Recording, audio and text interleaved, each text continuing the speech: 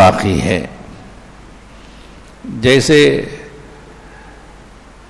کسی کے گھر میں شادی ہو تو جیسے جیسے شادی کا دن قریب آنے لگتا ہے تو گنتی شروع کر دیتے ہیں. ارے شادی بالکل قریب آ چکی ہے، نکاح کا دن قریب آ چکا ہے. خصوصاً نوشا دلہا میاں تو بہت زیادہ منتظر رہتے ہیں کہ ابھی 20 دن ہیں، ابھی 15 دن ہیں، ابھی 1 ہفتہ باقی ہے نکاح میں. اور گھر والے بھی حساب لگاتے رہتے ہیں، ارے ابھی جلدی تیاری کرنی ہے، شادی کا دن قریب آ جا رہا ہے، ابھی تیاری بہت ساری باقی ہے، ابھی بلاوا دینا باقی ہے، ابھی ان کو بلاوا نہیں دیا گیا، ابھی فلاں کو بلانا ہے، فلاں انتظام کرنا ہے، فلاں کرنا ہے. یعنی مطلب یہ ہے کہ نکاح اور شادی کی اہمیت ہوتی ہے تو اس کا انتظار بھی ہوتا ہے، اس کی تیاری بھی ہوتی ہے. تو سرکار دو عالم صلی اللہ علیہ وسلم رمضان المبارک کا اس طرح شدت سے انتظار کرتے تھے کہ اب شعبان کے 20 دن ہوئے ہیں، ابھی 10 دن باقی ہے رمضان میں. یعنی شوق میں. حدیث میں آتا ہے کہ کیوں آپ گنتی کرتے تھے شعبان کے ایام کی؟ استعدادا لرمضان، حدیث میں موجود ہے. یعنی رمضان کی تیاری کے لیے، رمضان کے آنے سے پہلے رمضان کے لیے تیار ہو جاتے تھے. یعنی ذہنی طور پر کہ رمضان آ رہا ہے، اب اس میں عبادت خوب کرنا ہے، اس کے لیے کیا کیا انتظام کرنا ہے. عزیزان گرامی، اسی لیے علماء اکرام فرماتے ہیں کہ رمضان سے پہلے ہی عید کی تیاری مکمل کر لی جائے. عید کی جو خریداری ہے وہ خریداری، کپڑوں کی خریداری، مثال کے طور پر چپل خریدنا ہے، ٹوپی خریدنی ہے، بنیان خریدنا ہے، کرچف لینا ہے، اور جو لینا ہے وہ سب تیاری رمضان سے پہلے ہی مکمل کر لی جائے. کیوں؟ تاکہ رمضان بالکل سکون کے ساتھ، ذہنی طور پر اطمینان کے ساتھ پورا وقت عبادت میں لگایا جا سکے. ایسا نہ ہو کہ رمضان شروع ہوا اور شاپنگ شروع ہو گئی، اور کہاں ہے؟ فلاں مارکیٹ میں ہے، فلاں بازار میں ہے، فلاں جگہ ہے. یعنی عبادتیں ناقص ہو رہی ہیں. تراویح تو دور کی بات، بلکہ فرائض چھوٹ رہے ہیں، جماعت کی نماز چھوٹ رہی ہے. تو ایسا نہ ہونے پائے، اس لیے رمضان کی تیاری یہ ہے کہ رمضان کی شاپنگ، عید کی شاپنگ یا عید کی خریداری، اور رمضان میں سحری افطاری کے لیے جو راشن لانا ہے وہ سارا راشن رمضان سے پہلے ہی سب کچھ خرید لیا جائے، تاکہ رمضان بالکل اللہ کی عبادت کے لیے فارغ ہو جائے. کہیں نہیں جائیں گے، رمضان شروع ہو گیا ہے، اب بس گھر میں رہیں گے، عبادت کریں گے اور دوسرا کوئی کام نہیں کریں گے. عزیزان گرامی، علماء فرماتے ہیں کہ یہ کر لیا جائے. اور الحمدللہ دیکھنے میں آ رہا ہے کہ ہمارے مسلمان بہت سے گھرانے ایسے ہیں کہ جو شعبان کی عید کے بعد ان کی شاپنگ شروع ہو چکی ہے اور ختم بھی ہو رہی ہے.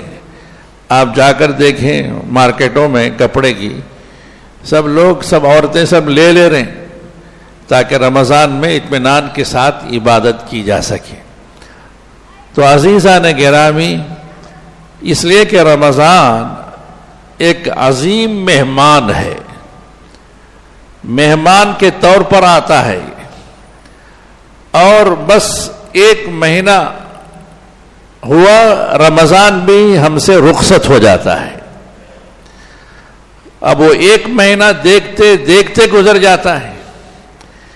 اس لیے رمضان کی پوری قدردانی جو کہ مہمان بن کر آ رہا ہے، اس کی پوری قدردانی اسی وقت ہو سکتی ہے جب ہم اس کے لیے مکمل فارغ ہو جائیں.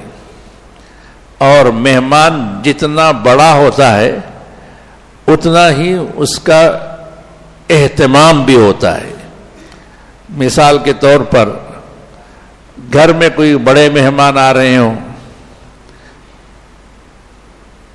مثال کے طور پر رشتہ دیکھنے کے لیے آ رہے ہوں، تو کیا کرتے ہیں؟ اب سمدھی کے گھر والے ہونے والے جو سمدھی ہیں ان کا گھرانہ آ رہا ہے تو کمپاؤنڈ صاف کرتے ہیں، ہال صاف کرتے ہیں، کمرے صاف کر دیتے ہیں، لیٹرین باتھ روم صاف کر دیتے ہیں، اس کے اوپر کی چادریں جو بیڈ کور بیڈ شیٹ سب پوری بدل دیتے ہیں، اور پردے سب دھو کر ڈال دیتے ہیں یا نئے پردے لگا دیتے ہیں. جی آنے والے کہاں بیٹھیں گے، کس صوفے میں بیٹھیں گے، کہاں بیٹھیں گے، ان کے لیے قالین بچھانا ہے، ان کے لیے الگ سے برتن، جو اچھے قیمتی برتن جو مہمانوں کے لیے رکھے ہوئے ہوتے ہیں وہ اٹھا کر صاف کر کے رکھ لیتے ہیں تاکہ مہمان جو آ رہے ہیں ان کی نگاہ کسی ایسی جگہ پر نہ پڑے کہ کہیں پر دھول ہو یا جالا ہو، سب کچھ صاف ستھرا تاکہ آنے والا مہمان خوش ہو جائے. عزیزان گرامی، تو اسی طرح رمضان المبارک بھی جو ہے ایک بہت بڑا مہمان ہے. یہ مہمان جو آتا ہے یہ نوازنے کے لیے آتا ہے، ہم کو دینے کے لیے آتا ہے، ہم سے لینے کے لیے نہیں، ہم کو عطا کرنے کے لیے. رمضان آتا ہے ہمارے گناہوں کو بخشوانے کے لیے اور گھروں میں خیر و برکت لانے کے لیے، اللہ کا تقرب اور قربت بڑھانے کے لیے، اور بے شمار برکتیں ہیں رمضان المبارک کی. تو جب رمضان المبارک جب اتنا بڑا اور عظیم مہمان آئے تو ہم اس کے لیے کتنا فکر مند ہونا چاہیے، کتنا ہم اس کے لیے تیار ہونا چاہیے. سرکار دو عالم صلی اللہ علیہ وسلم رمضان کی آمد سے پہلے شعبان کے مہینے کے آخری دن آپ صلی اللہ علیہ وسلم نے خطبہ عنایت فرمایا. آپ نے کسی اور مہینے کے لیے خطبہ نہیں دیا ہے، شعبان کے لیے آپ نے نہیں دیا، شوال کے لیے آپ نے خطبہ نہیں دیا، ربیع الاول کے لیے نہیں، ربیع الثانی کے لیے نہیں، کسی مہینے کے لیے نہیں. 12 مہینوں میں سے صرف رمضان کے مہینے سے پہلے آنے سے پہلے آپ صلی اللہ علیہ وسلم نے خطبہ دی. اور وہ خطبہ کیوں دیا ہے؟ آنے والا جو مہمان ہے رمضان، اس کی اہمیت کو بتانے کے لیے. اس لیے کہ آپ صلی اللہ علیہ وسلم تو اپنی امت کے لیے مر مٹنے والے تھے، آپ اپنی امت پر قربان ہو جانے والے پیغمبر ہیں. تو آپ نے یہ چاہا کہ میری یہ امت رمضان کی ساری برکتوں کو سمیٹنے والی ہو جائے، اپنے سارے گناہوں کو بخشوانے والی ہو جائے. اس فکر میں، اس تڑپ میں آپ صلی اللہ علیہ وسلم نے شعبان کے آخری دن آپ نے خطبہ ارشاد فرمایا. وہ خطبہ احادیث کی کتابوں میں موجود ہے، معروف ہے، شاید آپ نے اس سے پہلے بھی سنا ہوگا، لیکن ابھی بھی سنیں تو پھر اس میں کوئی حرج نہیں. برکت ہی برکت ہے. رسول اللہ صلی اللہ علیہ وسلم کے ایک ایک بول میں، آپ کی زبان مبارک سے نکلے ہوئے ایک ایک کلمے میں نور ہے، اور اس میں تاثیر ہے، اور اس میں برکت ہے. اس لیے پوری عظمت کے ساتھ سنیں آپ صلی اللہ علیہ وسلم نے کیا فرمایا. حدیث میں ہے، ان سلمان الفارسی رضی اللہ عنہ قال خطبنا رسول اللہ صلی اللہ علیہ وسلم فی آخر یوم من شعبان. حضرت سلمان فارسی رضی اللہ عنہ راوی ہیں، وہ کہتے ہیں کہ رسول اللہ صلی اللہ علیہ وسلم نے شعبان کے آخری دن ہمیں آپ نے خطبہ سنایا، خطبہ عنایت فرمایا. خطبنا رسول اللہ صلی اللہ علیہ وسلم، کیا فرمایا آپ نے؟ فقال قد اظلکم شہر عظیم شہر مبارک. صحابہ کو جمع فرمایا اور آپ نے یہ خطبہ دیا کہ تم پر ایک بہت بڑا مہینہ سایہ فگن ہونے والا ہے، سایہ ڈالنے والا ہے. قد اظلکم شہر عظیم وشہر مبارک، اور برکت والا مہینہ تم پر سایہ ڈالنے والا ہے. جب سرکار دو عالم صلی اللہ علیہ وسلم جب کسی مہینے کے بارے میں عظمت والا بڑا مہینہ برکت والا مہینہ جب آپ فرمائیں تو اس کے اندر کتنی عظمت ہوگی، کتنی برکت ہوگی، ہم اس کو سوچ نہیں سکتے، ہم اس کا تصور نہیں کر سکتے. یعنی آپ اہمیت اس کی بتا رہے ہیں صحابہ کو کہ وہ جو آنے والا جو مہینہ ہے وہ معمولی مہینہ نہیں ہے، بلکہ بڑی عظمت والا ہے، بڑی برکت والا ہے. اور آپ نے فرمایا کہ شہر فیہ لیلۃ خیر من الف شہر.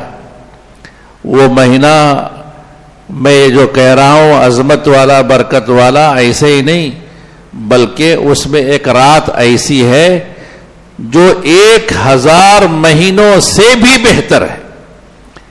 یعنی رمضان المبارک میں لیلۃ القدر ایک رات ایسی ہے کہ اس رات میں اگر کسی کو عبادت کا موقع مل گیا، کسی کے حصے میں اگر وہ رات آ گئی، کسی کے نصیبے میں، تو اس کو 1000 راتوں سے زیادہ ثواب اس کو مل جائے گا.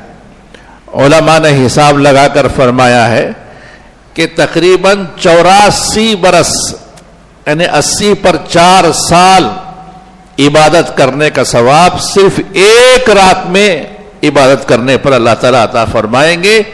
اور وہ رات اللہ تعالیٰ نے اس مہینے میں چھپا رکھی ہے. آپ نے فرمایا جعل اللہ صیامہ فریضۃ، اللہ تعالیٰ نے اس مہینے کے روزوں کو فرض قرار دیا ہے، یعنی فرض ہے روزہ رکھنا. اللہ نے قرآن میں بھی فرمایا فمن شہد منکم الشہر فلیصم، تم میں سے جو کوئی بھی اس مہینے کو پائے چاہیے کہ وہ روزہ رکھے.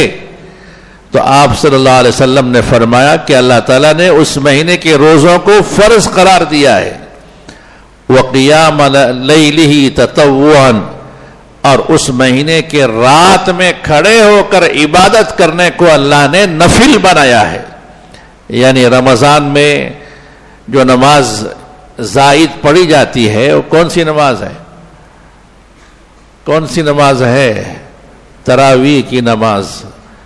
جی تراویح کی نماز کو اللہ تعالیٰ نے نفل بنایا ہے، واجب اور فرض نہیں ہے. لیکن اللہ تعالیٰ نے یہ نعمت اپنے فضل سے عطا فرمائی ہے کہ یہ تراویح کی 20 رکعتیں جو پڑھی جاتی ہیں یہ اللہ تعالیٰ نے اس رمضان میں اللہ نے اس کو رکھا ہے. وقیام لیلہ تطوعا، اور فرمایا آپ صلی اللہ علیہ وسلم نے من تقرب فیہ بخصلۃ من الخیر کان کمن ادی فریضۃ فیما سواہ. جو کوئی بھی اس ماہ مبارک میں کوئی بھی خیر اور بھلائی کا کام کر کے اللہ کا تقرب حاصل کیا تو وہ ایسا ہے کہ گویا غیر رمضان میں اس نے ایک فریضے کو ادا کیا. یعنی ایک خیر کا کام، بھلائی کا کام، ایک چھوٹا سا کام بھلائی والا کیا. نل میں پانی جا رہا تھا مثال کے طور پر، اور نل بند کر دی تاکہ پانی ضائع نہ ہو. راستے میں چل رہے تھے، پتھر تھا اس کو ہٹا دیا، یا کیلے کا چھلکا پڑا ہوا تھا اس کو ہٹا دیا مثال کے طور پر. یعنی کوئی بھی ایک چھوٹا سا نیک کام، بھلائی کا کام اگر کوئی اس مہینے میں کرتا ہے، اللہ تعالیٰ اس کو صرف اس کا اجر نہیں دیں گے جیسے اور مہینوں میں دیتے ہیں، بلکہ اس کا اجر اللہ تعالیٰ ایک فرض کی ادائیگی کے برابر دیں گے. اور فرض کی ادائیگی کوئی معمولی اجر و ثواب والا فعل نہیں ہے، وہ بہت بڑا ثواب ایک چھوٹے سے عمل پر. اور فرمایا ومن ادا فریضۃ کان کمن ادا 70 فریضۃ فیما سوا، جو کوئی بھی اس مہینے میں، اس مبارک مہینے میں ایک فریضے کو ادا کرے گا تو وہ ایسے ہی ہے کہ غیر رمضان میں اس نے 70 فرضوں کو ادا کیا. یعنی رمضان المبارک کے علاوہ اگر ہم لوگ فجر کی 2 رکعت نماز پڑھتے ہیں تو 2 رکعت کا ثواب ملے گا. اگر وہی فرض نماز فجر کی رمضان المبارک میں اگر پڑھتے ہیں تو ایک ایک رکعت پر 70 رکعتوں کے برابر ثواب، گویا کہ 2 رکعتوں پر 140 رکعتیں پڑھنے کے برابر ثواب ملتا ہے. آپ صلی اللہ علیہ وسلم کا فرمان ہے. اسی طرح اگر کسی نے زکوٰۃ میں 1 روپیہ دیا، وہ بھی فریضہ ہے، اپنی زکوٰۃ رمضان میں ادا کیا، اگر کسی کو 1 روپیہ دیا تو اللہ تعالیٰ اس کا اجر و ثواب 70 روپیوں کے برابر دیتے ہیں. تو عزیزان گرامی، یہ مبارک مہینہ جو آپ صلی اللہ علیہ وسلم نے فرمایا برکت والا، وہ اسی طرح برکت والا ہے. یعنی چھوٹے چھوٹے کاموں پر، نیکی کے کاموں پر بڑا اجر و ثواب، اور ایک ایک فریضے کی ادائیگی پر 70 فرضوں کے برابر ثواب. آپ صلی اللہ علیہ وسلم نے آگے ارشاد فرمایا کہ وَهُوَ الشَّهْرُ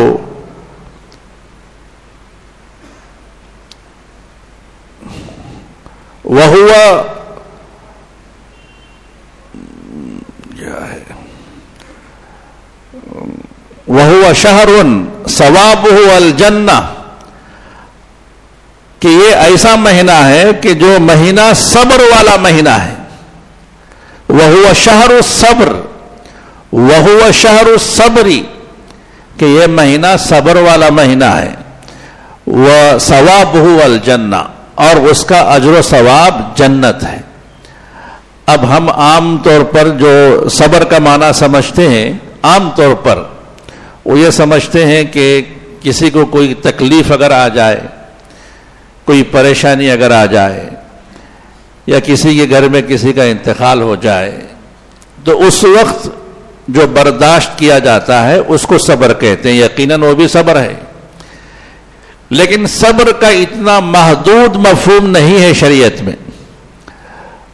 صبر کہتے ہیں کہ گناہوں سے اپنے آپ کو روکنا، یہ بھی صبر ہے، اور نیکی پر اپنے آپ کو لگانا، یہ بھی صبر ہے.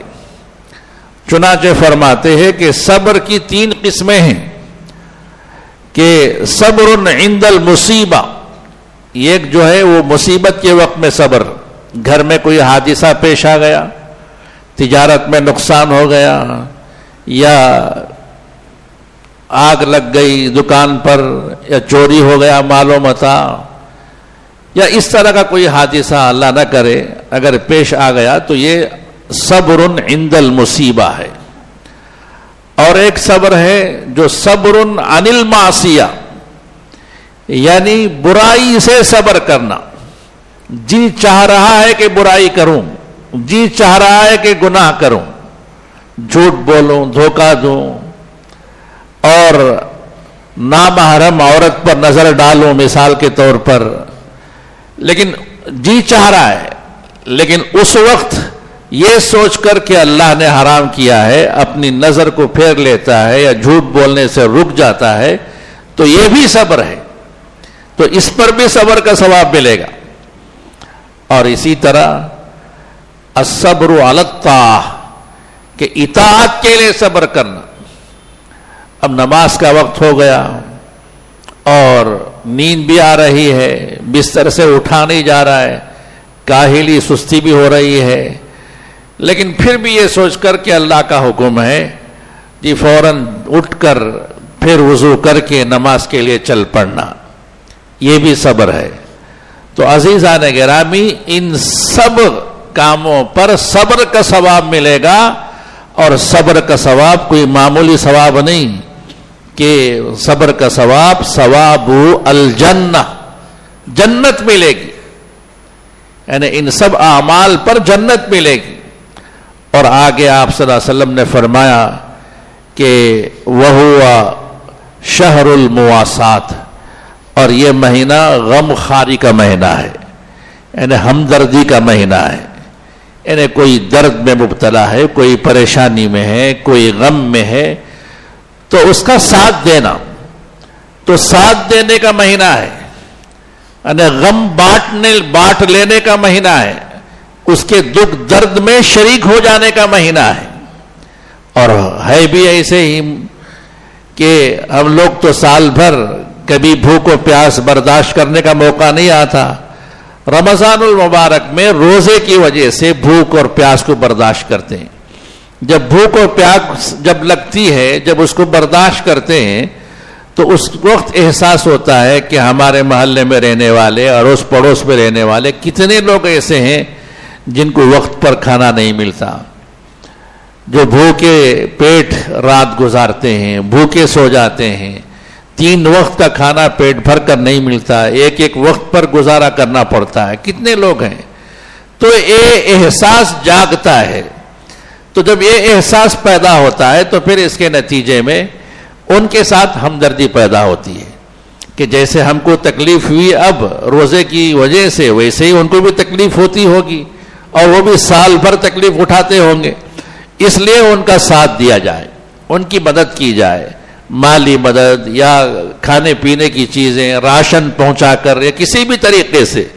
تو آپ صلی اللہ علیہ وسلم نے فرمایا کہ یہ مبارک مہینہ ایسا ہے کہ وہ شہر المواسات، یہ غم خاری کا مہینہ ہے۔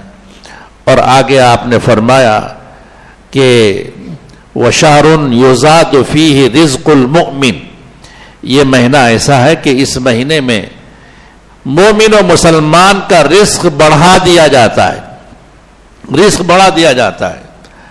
اللہ تعالیٰ سال بھر رزق دینے والے اللہ تعالیٰ ہی ہیں، رمضان میں اللہ تعالیٰ اسی رزق کو اور بڑھا دیتے ہیں۔ اب یہ مشاہدے میں کوئی ڈھکی چھپی بات نہیں ہے، سب کے سامنے ہے کہ اللہ تعالیٰ رمضان میں جتنا کھلاتے ہیں ویسا سال بھر کبھی بھی ہم کو ایسی نعمتیں نہیں میسر ہوتی۔ سحری میں، افطاری میں، یعنی وہ غریب سے غریب آدمی کے دسترخوان میں بھی عام دنوں میں وہ چیزیں نہیں ہوتی جو رمضان المبارک کی برکت سے اس کے دسترخوان میں بھی آ جاتی ہے۔ تو آپ صلی اللہ علیہ وسلم نے فرمایا کہ یہ مہینہ ایسا ہی ہے کہ اس مہینے میں مومن کے رزق کو بڑھا دیا جاتا ہے۔ اور فرمایا من فطر فیہ صائما، اس مہینے میں جس کسی نے بھی کسی روزے دار کا افطار کرایا، کسی روزے دار کو افطاری میں بلا لیا، افطاری کی دعوت دے دی، تو آپ صلی اللہ علیہ وسلم نے فرمایا غفر لہ ما تقدم من ذنبہ، اس کے پچھلے سارے گناہ معاف کر دیے جائیں گے، وعتق رقبتہ من النار، اور اس کی گردن کو جہنم سے ہمیشہ کے لیے آزاد کر دیا جائے گا جو کوئی بھی افطار کرائے۔ تو دیکھیے چھوٹا سا عمل ہے، افطاری کرانا کوئی بہت بڑا عمل نہیں، کسی کو بٹھا لیے اپنے ساتھ افطاری میں شریک کر لیے تو پھر اتنا بڑا اجر و ثواب کہ سارے گناہوں کی معافی بھی، جہنم سے آزادی اور چھٹکارا بھی۔ اور آپ صلی اللہ علیہ وسلم نے فرمایا کہ وَلَهُ مِثْلُ أَجْرِهِ، یعنی افطار کرانے والے کو بھی روزہ رکھنے والے کے برابر اجر و ثواب بھی دیا جائے گا، اجر و ثواب بھی۔ آپ صلی اللہ علیہ وسلم نے جب یہ جملہ ارشاد فرمایا تو صحابہ اکرام نے فرمایا کہ لَيْسَ كُلُّنَا يَجِدُ مَا يُفَطِّرُ بِهِ الصَّائِمُ، یا رسول اللہ، اے اللہ کے رسول، ہم میں سے ہر ایک اتنی صلاحیت نہیں رکھتا کہ وہ کسی روزے دار کا افطار کرائے. یعنی ہم تو چاہتے ہیں کہ یہ ثواب ہم کو بھی ملے, ہمارے گناہ بھی معاف ہوں اور ہم کو بھی اجر و ثواب ملے, لیکن ہم میں سے ہر ایک اس کی طاقت نہیں رکھتا. آپ نے یہ جو فرمایا کہ وَلَهُ مِثْلُ أَجْرِهِ مِنْ غَيْرِ أَنْ يُنْتَقَصَ مِنْ أَجْرِهِ شَيْءٍ, یعنی اس کے اجر و ثواب میں کچھ کمی کیے بغیر, یعنی جو روزے دار ہے اس کے ثواب میں کمی کیے بغیر روزہ افطار کرانے والے کو بھی برابر ثواب دیا جائے گا. یہ سب صحیح ہے آپ جو فرما رہے ہیں, لیکن ہم میں سے ہر ایک ایسا نہیں ہے کہ جو کسی روزے دار کو افطار کرا سکے. عزیزان گرامی, اس کو سمجھنے کے لیے ہم کو صحابہ اکرام کی زندگی کو اپنے ذہنوں میں لانا ہے کہ صحابہ اکرام رضوان اللہ علیہم اجمعین کی زندگیاں ہماری زندگیوں کی طرح نہیں تھی. یعنی بہت قسم و پرسی کے ساتھ انہوں نے زندگیاں گزاری ہیں, بہت فاقے کے ساتھ. یعنی ان کی زندگیاں بہت ہی زیادہ فاقے کی زندگیاں گزری ہیں. تن چھپانے کے لیے, پورے جسم چھپانے کے لیے کپڑا میسر نہیں تھا صحابہ اکرام کے پاس. حدیث میں آتا ہے کہ جب آپ صلی اللہ علیہ وسلم صحابہ کے سامنے جب آپ کوئی خطبہ دیتے, کوئی بیان دیتے, تو صحابہ اکرام آپ صلی اللہ علیہ وسلم سے شرماتے ہوئے کہ ہمارے ننگے بدن پر آپ کی نگاہ نہ پڑ جائے, ایک دوسرے کی پیٹھ کے سہارے اور پیٹھ کو گویا پردہ بنا کر پیچھے بیٹھتے تھے تاکہ آپ صلی اللہ علیہ وسلم کی نگاہ نہ پڑے. یعنی نیچے سطر چھپانے کے لیے بس جو کپڑا ہوتا تھا وہی, اوپر کا جسم ڈھانکنے کے لیے کوئی کپڑا نہیں. مہینے گزر جاتے تھے, چولہا جلتا نہیں تھا. صحابہ اکرام کی زندگیاں ایسی گزری ہیں. ارے سرکار دو عالم صلی اللہ علیہ وسلم, جن کی بدولت ساری دنیا کو اللہ نے قائم کیا ہے, آپ کا کیا حال تھا؟ آپ صلی اللہ علیہ وسلم سے جبکہ اللہ تعالیٰ نے یہ فرما دیا کہ اگر آپ چاہیں تو یہ جو احد پہاڑ ہے یہ سونے کا بنا دیا جائے گا, آپ کے لیے یہ پہاڑ پورا سونے کا بن جائے گا, آپ جتنا چاہے سونا آپ لیں. لیکن آپ صلی اللہ علیہ وسلم نے اس کو منظور نہیں فرمایا. آپ نے یہ فرمایا کہ میں ایک دن کھاؤں اور ایک دن بھوکا رہوں یہ مجھے پسند ہے, مجھے اس کی سب ضرورت نہیں ہے. آپ صلی اللہ علیہ وسلم نے اختیار کر لیا, خود ہی فاقہ اختیار کیا, یہ بتانے کے لیے کہ میرے بعد آنے والی امت کو یہ کہنے کا موقع نہ ملے کہ انہوں نے جو قربانیاں جو دی ہیں, جو عبادتیں جو کی ہیں, وہ اس لیے کہ ان کے پاس سونے کا پہاڑ تھا. اگر ہمارے پاس بھی اگر سونے کا پہاڑ ہوتا یا ایسے ہی ہمارے پاس بھی اگر آسانی اور فراوانی ہوتی تو ہم بھی عمل کرتے. یہ کہنے کا موقع نہ ملے. آپ صلی اللہ علیہ وسلم نے سب سے زیادہ فاقہ آپ نے برداشت کیا. روایتوں میں آتا ہے حضرت اماں عائشہ صدیقہ رضی اللہ عنہا فرماتی ہیں کہ ہمارے گھر میں چاند نکلتا تھا آسمان پر اور مکمل ہوتا تھا, چاند غروب ہو جاتا تھا. دوسرے مہینے کا چاند باریک نکلتا تھا, وہ مکمل ہوتا تھا, غروب ہو جاتا تھا. یعنی 2 مہینے مکمل گزر جاتے تھے لیکن ہمارے گھر کا چولہا نہیں جلتا تھا. صرف کھجور اور پانی پر ہمارا گزر ہوتا تھا, روٹی بنانے کے لیے ہمارے پاس آٹا میسر نہیں تھا. عزیزان گرامی, جب یہ کیفیت ہو تو صحابہ کو یقیناً یہ کہنے کا حق ہے کہ انہوں نے کہا کہ اے اللہ کے رسول, ہم بھی کسی روزے دار کو افطار کرانا چاہتے ہیں لیکن ہمارے پاس اتنی طاقت نہیں ہے کہ ہم کسی کو کھلا سکیں.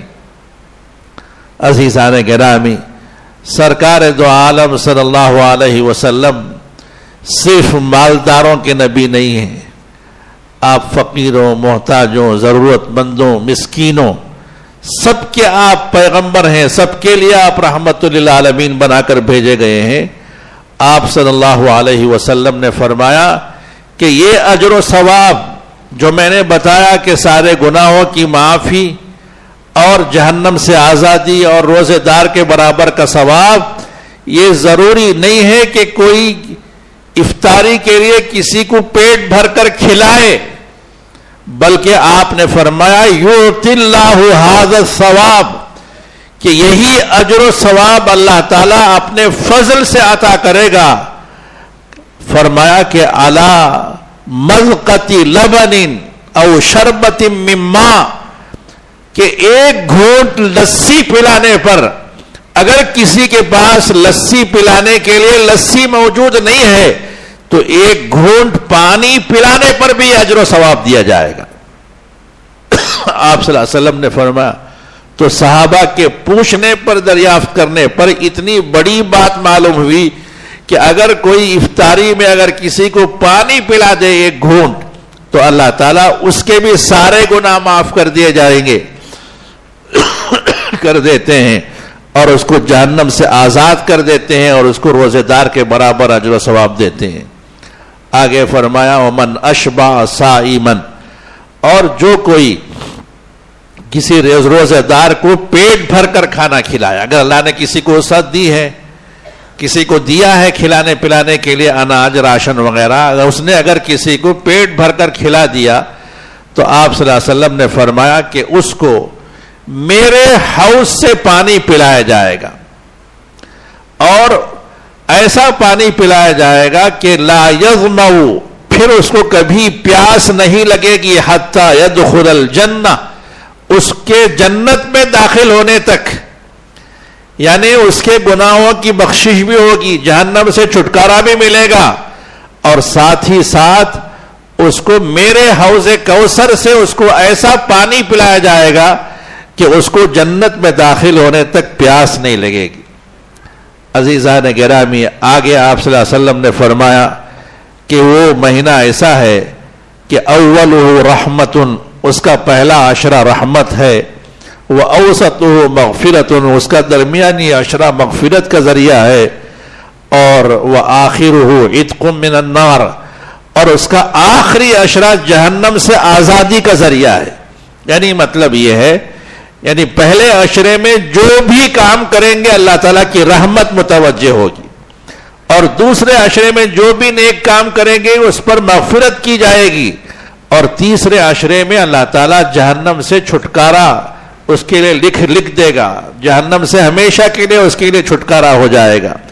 آخر میں فرمایا وَمَنْ خَفَّفَ عَنْ مَمْلُوكِهِ، کہ جو کوئی بھی اپنے ملازموں، نوکروں اور خادموں پر سے بوجھ کو ہلکا کر دے گا، اس لیے کہ رمضان ہے، جیسے میں روزے سے ہوں ویسے وہ بھی روزے سے ہے، بجائے 2 نوکروں کے 3 نوکر رکھ لیا، 4 نوکر رکھ لیا، جتنا وقت پہلے رمضان سے پہلے جتنا کام وہ لیتا تھا اس کا کام آدھا کر دیا مثال کے طور پر، تنخواہ وہی ہے، تنخواہ میں کوئی کمی نہیں، بلکہ کام اگر اس کا بوجھ اگر ہلکا کر دیا، آپ صلی اللہ علیہ وسلم نے فرمایا کہ اس کے بھی سارے گناہ معاف کر دیے جائیں گے، یعنی مالک کے، اور اس کو بھی جہنم سے آزاد کر دیا جائے گا۔ تو بہرحال یہ حدیث پاک رسول اللہ صلی اللہ علیہ وسلم نے رمضان سے ایک دن پہلے شعبان کے آخری دن آپ نے یہ پورا خطبہ آپ نے ارشاد فرمایا۔ اب اس میں جو آپ نے جو بتایا ہے ان سب باتوں پر اگر غور کریں گے تو رمضان کے مہینے کی اہمیت معلوم ہوگی۔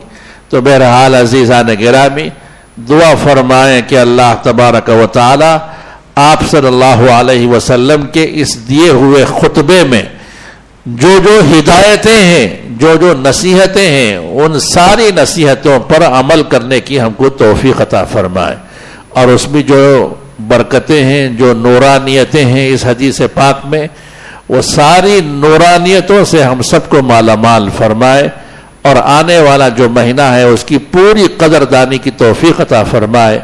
اس میں اللہ تعالی ہم کو گناہوں سے محفوظ رکھے، اور زیادہ سے زیادہ نیکیاں کما کر جنت کے حقدار بننے کی اللہ ہم سب کو توفیق عطا فرمائے۔